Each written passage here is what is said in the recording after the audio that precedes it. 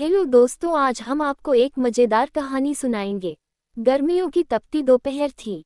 One में हरियाली मुरझा चुकी थी, नदी का जल सूख चुका था और जीवन संकट में था। विशाल वटवृक्ष के नीचे चिंतित बैठे हाथियों का झुंड अपने मुखिया चतुर्दंत की ओर देख रहा था। उनकी आंखों में असहायता झलक रही थी। गजराज, हम प्यास से तड़प रहे हैं।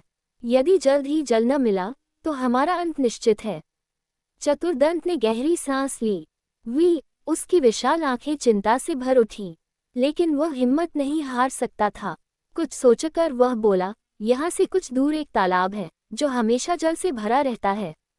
हमें वहां चलना चाहिए। अगली सुबह पूरा झुंड थके हुए कदमों से उस तालाब की ओर बढ़ा। 5 दिन और 5 रात की कठिन यात्रा के बाद जब उन्होंने झील का चमचमाता जल देखा तो उनकी आंखों में चमक आ गई। खुशी से भरकर वे झील में कूद पड़े, अपनी थकान और पीड़ा को भूलकर जल में अटखेलियां करने लगे। लेकिन इस आनंद के पीछे एक अनदेखा विनाश छुपा था। झील के किनारे छोटे छोटे खरगोशों के बिल थे। हाथियों के विशाल पैरों ने अनजाने में उन बिलों को रौंद दिया। कई मासूम खरगोश दबकर मर गए, कई घायल हो गए। भय और दर्द से सिहरते खरगोश अपने उजड़े घरों को देखकर रो पड़े। रात को सभी खरगोश एकत्रित हुए। उनकी आंखों में डर और चिंता थी। हाथी रोज आएंगे, अगर ऐसा हुआ तो हम सब खत्म हो जाएंगे। हमें यहाँ से चले जाना चाहिए, एक खरगोश बोला। लेकिन तभी लंबकर्ण, एक चतुर और साहसी खरगोश, आगे आया। उसकी आंखों में आत्मविश्वास झलक रहा था। हम वर्षों से यहाँ रहते आए हैं, ये हमारा घर है, हम इसे क्यों छोड़ें? हमें उन हाथियों को रोकना होगा। पर हम छोटे हैं, वे विशाल, वे हमारी बात क्यों मानेंगे? लंबकर्ण मुस्कुराया, उसकी आंखों में एक चतुर योजना थी। वे मानेंगे, मैं एक युक्ति से उन्हें यहाँ आने से रोक दूंगा।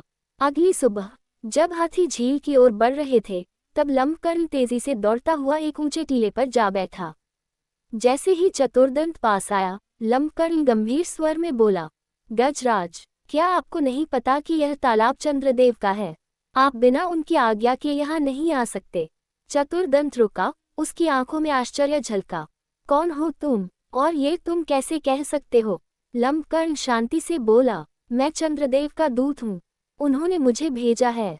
यदि आप मेरी बात नहीं मानेंगे तो चंद्रदेव क्रोधित होंगे। चतुर्दंत को विश्वास नहीं हुआ। अगर यह सच है तो मुझे चंद्रदेव के दर्शन कराओ। चलो, मैं तुम्हें दिखाता हूँ। लंबकर्ण उसे तालाब के किनारे ले गया। रात का समय था, जल शांत था और उसमें पूर्णिमा का चांद झिलमिला रहा था। लंबकर्ण ने तालाब के जल की ओर इशारा किया, देखो गजराज, ये चंद्रदेव हैं, वो स्वयं यहाँ विराजमान हैं। चतुर्दंत हिचक गया, उसकी विशाल आंखों में श्रद्धा उमड़ आई। उसने तालाब में पड़े चांद के प्रतिबिंब को देखा और झुककर प्रणाम किया। क्षमा करें चंद्रदेव, हमें आपके पवित्र स्थान का ज्ञान नहीं था, हम अब कभी यहाँ नहीं आएंगे। और फिर हाथियों का झुंड कभी वापस नहीं आया। खरगोशों की बस्ती फिर से बस गई। हर ओर खुशी थी, हर बिल में जीवन लौट आया। लंबकर्ण की चतुराई ने छोटे से जीवों को विनाश से बचा लिया था। सीख, बुद्धि बल से बड़ी होती है, चतुराई और धैर्य से हर समस्या का हल निकाला जा सकता है।